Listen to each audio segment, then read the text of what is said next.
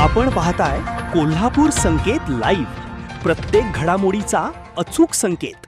महानगरपालिकेच्या अग्निशमन विभागाचं प्रात्यक्षिक आहे। कशा पद्धतीने आगामी पावसाळा असेल किंवा संभाव्य महापुरासाठी कोल्हापूर महानगरपालिका सज्ज? दरवर्षीप्रमाणे यावर्षी सुद्धा आपले अग्निशमन दल आणि आपत्कालीन जो परिस्थिती हाताळण्यासाठी जो विभाग आहे, तर काल माननीय मुख्यमंत्री महोदयांनी सुद्धा निर्देश दिले की या बाबतीमध्ये सर्व यंत्रणा सज्ज झाली होईल। तसं आपल्याकडे नाला खोलीकरण चालू आहे, जयंती नाला असेल, गणपती नाला असेल, तसंच रेस्क्यूचं एक प्रात्यक्षिक आज झालं।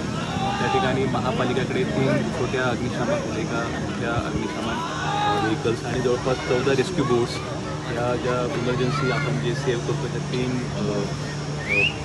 फायबर बाईक आपण म्हणतो त्याला, की त्याच्याने मोबाईल याच्याने रिमोट ऑपरेटेड आहे, त्या सर्वांचं प्रात्यक्षिक आपण करतो।